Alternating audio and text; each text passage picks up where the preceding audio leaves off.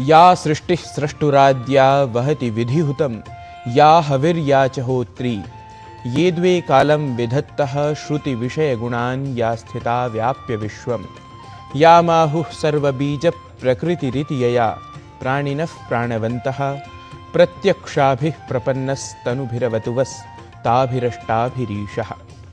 सर्वविध अशुभ को हरने वाले अशेष ब्रह्मांड में विशिष्ट स्मृति संभृत जगत के पालक एवं संहारक की प्रकृति परक अष्टाधा स्वरूपों का स्मरण करते हुए आप सभी दर्शकों का स्वागत, वंदन एवं यथा योग्य अभिनंदन। सुप्रभातम कार्यक्रम के आज के अंक में मैं हूं आपके साथ उपस्थित गवीश द्विवेदी।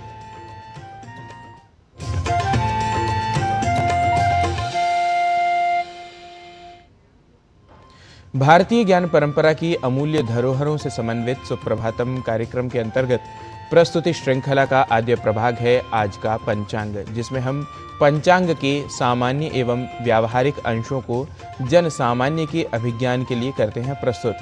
आपको ज्ञात ही है कि तिथिवार और वर्तमान समय में चल रहे नक्षत्र की जानकारी हमें इस प्रभाग के माध्यम से मिलती है। तो आइए अविलंब जान लेते हैं आज का पंचांग। आज का पंचांग युगाब्द 5127, विक्रम संवत 2082, शक संवत 1947, दक्षिणायन, पौष मास, कृष्ण पक्ष, प्रतिपदा तिथि, शुक्रवार, रोहिणी नक्षत्र। आज का दिन सभी के लिए मंगलमय हो।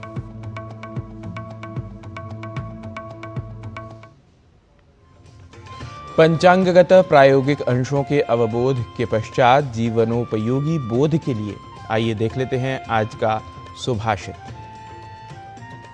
उपार्जितानां वित्तानां त्याग एव हि रक्षणं तडागोदर संस्थानां परिवाह इवाम्भसाम्।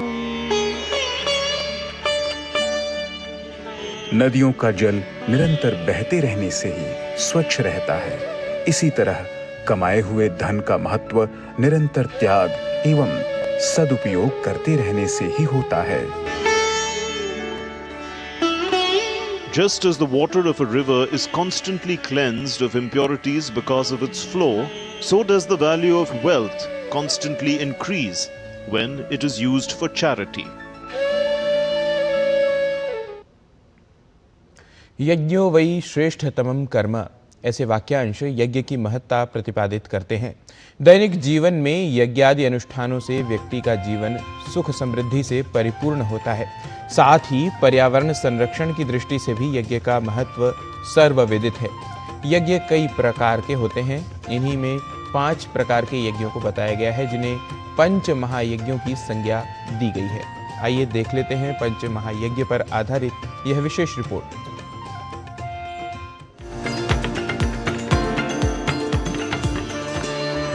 भारतीय ज्ञान परंपरा के संवर्धन के लिए कई प्रकार के मानवीय कर्मों का उल्लेख हमारे शास्त्रों में प्राप्त होता है।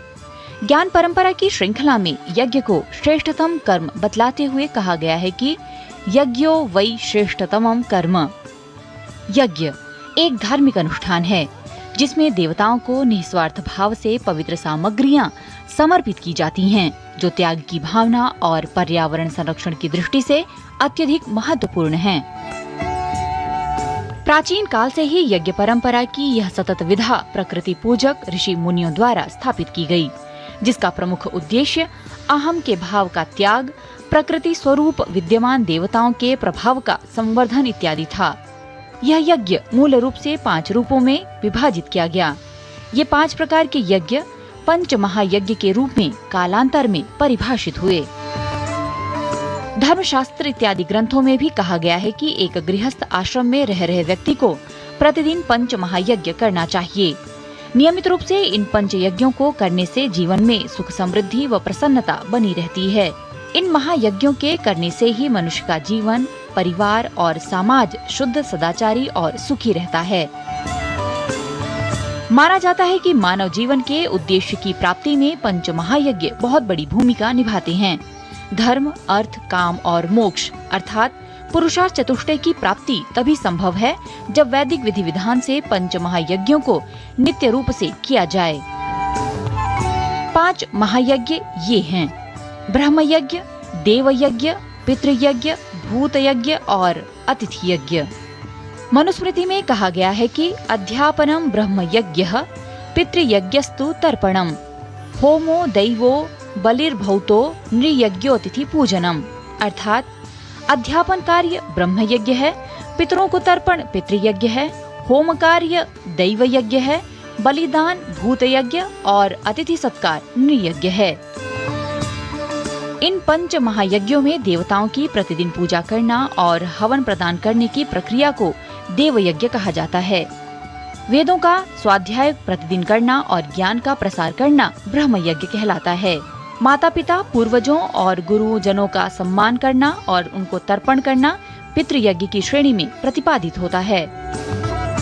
अन्न और जल को सभी जीवों के लिए निस्वार्थ भाव से अर्पित करना भूत यज्ञ की प्रक्रिया में सम्मिलित है और वहीं अतिथियों और वंचित लोगों को सेवा और भोजन कराना अतिथि यज्ञ कहलाता है।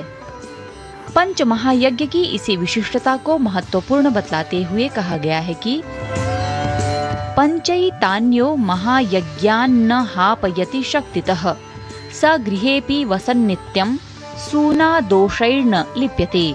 अर्थात 5 महायज्ञों को जो यथा सामर्थ्य नहीं छोड़ता वह घर में भी रहते हुए पूर्व चर्चित पाप कर्मों के दोषों से लिप्त नहीं होता। इस प्रकार शास्त्र उल्लिखित पंच महायज्ञ का महत्व आध्यात्मिक विकास, मानसिक शांति, पर्यावरण संरक्षण और दूसरों के प्रति कृतज्ञता व्यक्त करने में है। नियमित रूप से पंच महायज्ञ करने से समृद्धि आती है, जो गृहस्थ के जीवन को पवित्र बनाता है। निधि तिवारी, डीडी न्यूज।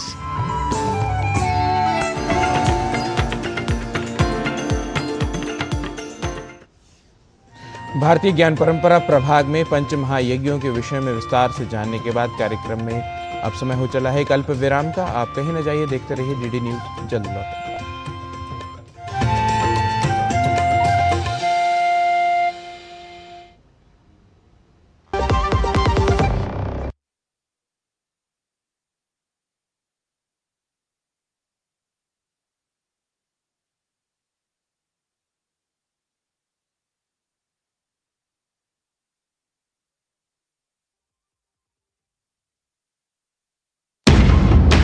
झूठ से भी खतरनाक होता है अधूरा सच, और वैसे ही खतरनाक होती है अधूरी खबर, क्योंकि हर खबर के साथ जुड़ा होता है उसका इतिहास, वर्तमान और भविष्य। देखिए हर बड़ी खबर जिसमें होगा तथ्य, तर्क और सबूत। देखिए पूरा सच प्रखर श्रीवास्तव के साथ सोमवार से शुक्रवार शाम 7:30 बजे सिर्फ डीडी न्यूज पर।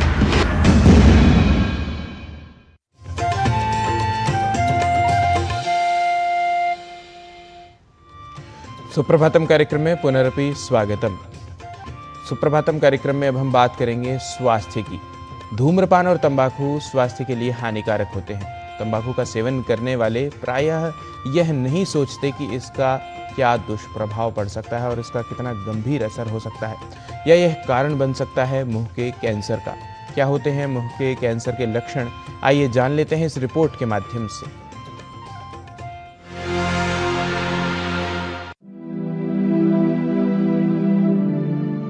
मुंह का कैंसर विश्व भर में होने वाले प्रमुख कैंसर्स में से एक है। मुंह के कैंसर के विषय में जागरूकता आवश्यक है, क्योंकि ये उन कैंसर्स में से है जिनसे बचाव किया जा सकता है। मुंह के कैंसर के मामले लगातार बढ़ रहे हैं और इसका कारण है तंबाकू और शराब का बढ़ता सेवन। मुंह का कैंसर हमारे देश में काफ़ी ज़्यादा कॉमन है और इसका जो कॉमनेस्ट कॉज है, जो सबसे ज़्यादा कॉमन वजह है, वो है गुटखे का इस्तेमाल और स्मोकिंग करना। और उन केसेस में जो हमारे मुंह के अंदर की सारी म्यूकोज़ा है, जो हमारे अंदर की चमड़ी है, वो पूरी म्यूकोज़ा एट रिस्क होती है कैंसर के लिए। जो ओरल कैविटी कैंसर हमारे देश में मिलते हैं वो है बकल म्यूकोज़ा, यानी कि अंदर का, गाल के अंदर की जो स्किन है उसका कैंसर, और टंग का कैंसर। जो प्रेजेंटेशन होती है जनरली एक छाले के साथ में होती है। ऐसा छाला जो कि जो जनरल ट्रीटमेंट करने के बाद भी नहीं भर रहा है, और अगर उसको 2-3 हफ्ते से ऊपर ये छाला है और नहीं भर रहा है या फिर बढ़ रहा है, तो फिर उस चीज़ को ज़रूर डॉक्टर की सलाह के साथ में एग्जामिन कराना चाहिए और आगे इन्वेस्टिगेट कराना चाहिए। कई कारण हैं जो मुंह के कैंसर के जोखिम को बढ़ाते हैं। तंबाकू का सेवन, धूम्रपान करना, पान और सुपारी का सेवन, शराब का सेवन, नुकीले दांत और ढीले डेंचर, HPV का संक्रमण, कमजोर प्रतिरोधक क्षमता, सूर्य की अल्ट्रावायलेट किरणों से संपर्क, इन सभी से मुंह का कैंसर होने की संभावना हो सकती है। ये सब चीज़ें काफ़ी बड़े लेवल पे इन्वेस्टिगेट हो चुकी है और ये एक मुख्य तथ्य है कि अगर तंबाकू लेंगे, चाहे वो थोड़ी मात्रा में लें चाहे वो ज़्यादा मात्रा में लें, तो आपके कैंसर के रिस्क डेफिनेटली बढ़ जाता है। तो अगर आप तंबाकू ले रहे हैं किसी भी वजह से, तो खुद को आप भ्रम में ना रखें और आज ही तंबाकू का सेवन बंद कर दीजिए, नहीं तो ये दिक्कत किसी ना किसी रूप में आकर आपको परेशान करेगी। मुंह का कैंसर मसूड़ों, जीभ, गाल की अंदरूनी सतह या होठों सहित मुंह के किसी भी भाग को प्रभावित कर सकता है। मुंह में ठीक न होने वाले छाले यानी अल्सर या सफेद धब्बे जैसे लक्षणों को नजरअंदाज नहीं करना चाहिए।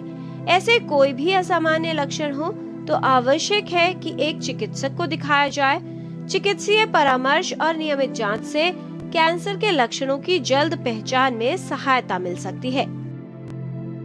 शुरुआती स्टेज में वो जो गर्दन में हमारे लिम्फ नोड्स होते हैं जो जनरल इन्फेक्शन को फाइट करने का काम करते हैं, स्टार्टिंग में जो कैंसर होता है वो उन लिम्फ नोड्स तक फैलता है और अगर उसको उस टाइम पे भी ट्रीटमेंट नहीं किया जाता है तो काफ़ी चांसेस है कि शरीर के बाकी हिस्सों में भी कैंसर फैल जाता है। एक बार शरीर के बाकी हिस्सों में कैंसर अगर फैल जाता है तो वो काफ़ी हद तक लाइलाज हो जाती है बीमारी। लेकिन अगर वो बीमारी केवल हमारे ओरल कैविटी और हमारे गर्दन तक सीमित लिमिटेड रहती है तो उसका इलाज कर पाना संभव है। इलाज के लिए जो ऑप्शंस हैं वो मूल तौर पर 3 तरह की पद्धतियां हैं। एक तो सर्जरी कर सकते हैं, दूसरा है रेडियोथेरेपी और तीसरा है कीमोथेरेपी। ज़्यादातर केसेस में अगर शुरुआती स्टेज में कैंसर का पता चल जाता है तो सर्जरी क्यूरेटिव होती है, लेकिन अगर कैंसर बढ़ी हुई अवस्था में पता चलता है लेकिन फिर भी इतना ज़्यादा नहीं फैला हुआ है कि उसका इलाज संभव ना हो, अगर ऐसे केसेस में हमें कैंसर पता चलता है तो जनरली हम कॉम्बिनेशन थेरेपी का इस्तेमाल करते हैं जिसमें समय में ज्यादा मुनाफा बस एक क्लिक में, कमाल है। समय में ज्यादा मुनाफा बस एक क्लिक में, कमाल है। अनजान लिंक्स पर क्लिक मत कीजिए। RBI कहता है जानकार बनिए, सतर्क रहिए। सुनो, एक अच्छी इंश्योरेंस पॉलिसी AI से पूछते हैं। एक ऐसी पॉलिसी जिसमें प्रीमियम पेमेंट हो लिमिटेड पर इनकम आती रहे लाइफ टाइम। LIC का जीवन उत्सव। एक ऐसी पॉलिसी जो दे होल लाइफ इंश्योरेंस कवर भी। LIC का जीवन उत्सव। वाह, चलो तो LIC की जीवन उत्सव पॉलिसी ही लेते हैं। मैं भी तुमसे यही कह रही थी, LIC का जीवन उत्सव। लाइफ टाइम सेलिब्रेशन मनाइए LIC के जीवन उत्सव के साथ, फ्यूचर सेट है। विराम के पश्चात पुनरपि स्वागतम। कार्यक्रम में अब बात योग प्रभाग की। शरीर पूर्ण रूप से स्वस्थ रहे, इसके लिए हमारी रोग प्रतिरोधक क्षमता मजबूत होनी चाहिए एवं इस रोग प्रतिरोधक क्षमता को बनाए रखने एवं बढ़ाने के लिए हमारी परंपरा हमें योग का आश्रय लेने के लिए मार्गदर्शन करती रही है। इसी क्रम में योग प्रभाग में आइए जान लेते हैं उन आसनों को या उन प्राणायामों को जिनसे रोग प्रतिरोधक क्षमता मजबूत होती है। आजकल के ज़माने में हमारे खाने पीने के तरीके और श्वास लेने के तरीके बहुत ही बदल गए हैं। तो आज मैं आपको 2 प्राणायाम बताऊंगी जो आपकी इम्यूनिटी को बढ़ाता है, आपकी ऊर्जा को बढ़ाता है। तो पहला प्राणायाम जो मैं बताऊंगी वो है इक्वल ब्रीदिंग, यानी आप 4 सेकंड श्वास लेंगे और 4 सेकंड श्वास छोड़ेंगे। मैं अभी श्वास अंदर लूंगी,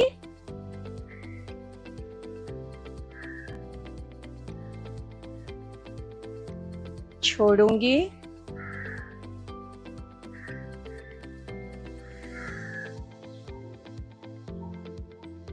ये हुआ इक्वल ब्रीदिंग। श्वास अंदर लिया और बाहर छोड़ा। अभी मैं एक आपको दूसरा प्राणायाम दिखाऊंगी और वो प्राणायाम है पूरक। पूरक यानी पूरना। हमारे जो फेफड़े होते हैं यहाँ शुरू होते हैं, हमारे जो शोल्डर ब्लेड्स है उसके नीचे से पूरे हमारे पेट के पास जो डायफ्राम मसल होता है वहाँ तक फेफड़े फैले हुए रहते हैं, मगर हम कभी उसको पूरते नहीं हैं, यानी पूरा श्वास भरते नहीं हैं।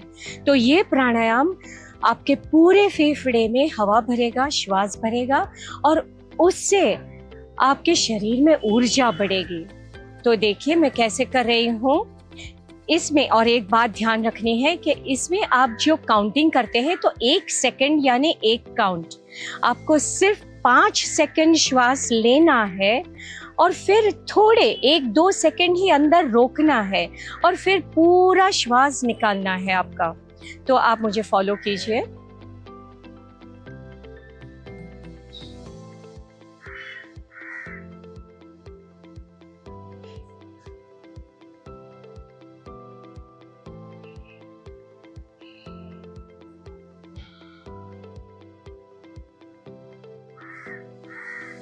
ये आपको ध्यान रहना चाहिए कि जब भी आप श्वास लेते हो तो पूरे फेफड़े भरो और जब भी छोड़ते हो तो आराम से श्वास छोड़ दो। नियमित तरह से आप जरूर ये 2 प्राणायाम कीजिए। अब हम और टिप्स जानेंगे गुरुमा हंसा जी योगेंद्र जी से। नमस्कार। इम्यूनिटी को बढ़ाने के लिए बहुत ज़रूरी है कि विटामिन सी ज़्यादा लिया जाए, तो ये सारे फ्रूट्स जिसमें विटामिन सी हाई है वो लेने ही चाहिए। दूसरा, तुलसी पेट के लिए बहुत अच्छी है, वो इम्यूनिटी को बढ़ाती ही है। और तीसरा, धूप में बैठना। अगर धूप ले ली हो ना आधे घंटे की पीठ पर तो बहुत फायदा होगा, इससे इम्यूनिटी बढ़ेगी ही। फिर ज़रूरी है कि इम्यूनिटी को बढ़ाने के लिए अच्छी नींद और रिलैक्सेशन समय समय पर बहुत ज़रूरी है। जब शरीर में ये होता है ना कि थकान आ गई तो इमीडिएटली रिलैक्सेशन करना चाहिए, बजाय थकान में आप काम करते रहो। इम्यूनिटी बढ़ती तभी है जब आप सर्कैडियन रिदम फॉलो करते हो कि सवेरे समय पर उठना, रात को समय पर सोना, ये बहुत ज़रूरी है शरीर को सही ढंग से चलाने के लिए। तो बस इन सब का ध्यान रखिए। नमस्कार।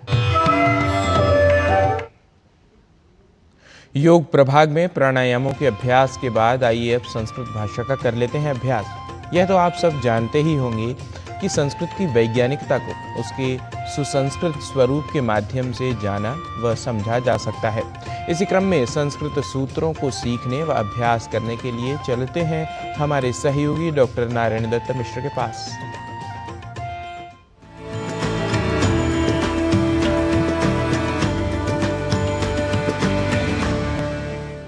नमो नमः। स्वागतं करोमि अहं सर्वेषां संस्कृत पाठशालायाः कक्षायां। संस्कृतं सेवमानः सर्वान् प्रणमामि अहं नारायण दत्त मिश्रः। आप जानते ही हैं कि संस्कृत में उच्चारण व लेखन होता है अत्यंत विशेष, इसलिए ही तो संस्कृत भाषा को अत्यंत परिष्कृत, तार्किक और वैज्ञानिक कहा जाता है।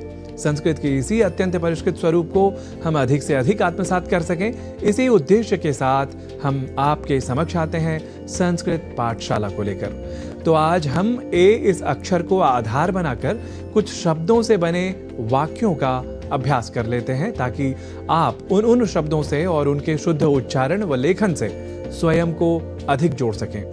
तो आरंभ करते हैं ए अक्षर से जुड़े शब्दों से बने सरल संस्कृत वाक्यों के अभ्यास का। सेना, इस शब्द में ए अक्षर का है प्रयोग और आप जान ही चुके हैं कि सेना का शुद्ध उच्चारण सेना ही होता है, न कि सेना, क्योंकि संस्कृत एक ऐसी भाषा है जहां जैसा लिखा जाता है वैसा ही बोला भी जाता है। यह तथ्य तो सभी भाषानुरागियों को ज्ञात है ही। तो सेना इस शब्द का उच्चारण अधिक दृढ़ हो सके तदर्थ वाक्यों का प्रयोग कर लेते हैं। भारतीय सेना सदा सबलम ससत्यम च विजयते, अर्थात भारतीय सेना सदा बल और सत्य के साथ जीतती है। वायुसेनायाः समुद्घोष वाक्यमस्ति नभः स्पृशं दीप्तम इति, अर्थात वायुसेना का समुद्घोष वाक्य है नभः स्पृशं दीप्तम। अब बढ़ते हैं आगे। एषा प्रभातस्य वेला अस्ति, अर्थात यह प्रभात अर्थात सुबह की वेला अर्थात समय विशेष है। यहाँ वेला के ए अक्षर के उच्चारण में तो सामान्य रूप से अशुद्धि कम ही परिलक्षित होती है, पर हमने आपको बताया ही था कि कई बार हम में से कई व को ब के रूप में समझने की भूल कर जाते हैं और व को ब के रूप में लिख और बोल जाते हैं। जैसे यहाँ वेला को बेला इस रूप में यदि हम बोल जाएं, तब हम अशुद्ध संस्कृत प्रयोक्ता बन जाएंगे। अतः वेला को वेला इस रूप में लिखा और बोला जाना चाहिए, यह स्पष्ट हुआ। अब अगला वाक्य प्रस्तुत है। देवः सर्वदैव पुरुषार्थ संपन्नस्य जनस्य एव साहाय्यं करोति। अर्थात देव या ईश्वर हमेशा ही पुरुषार्थ से संपन्न व्यक्ति की ही सहायता करता है।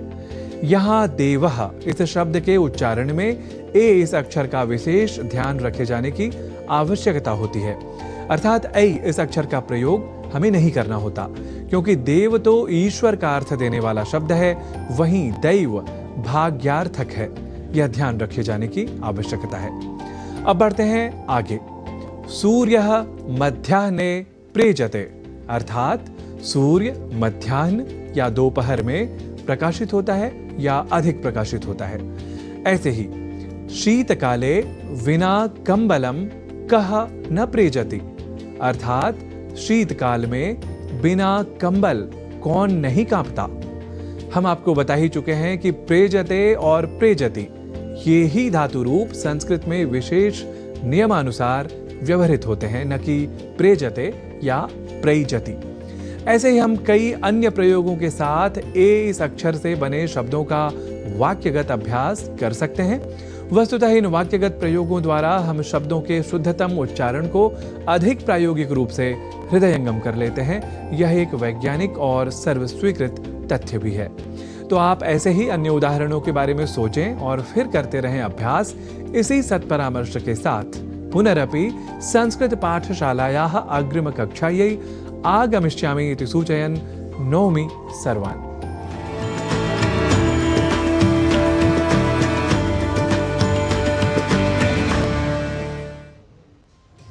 संस्कृत के अभ्यास के साथ ही अब समय हो चला है सुप्रभातम के आज के इस अंक के समापन का।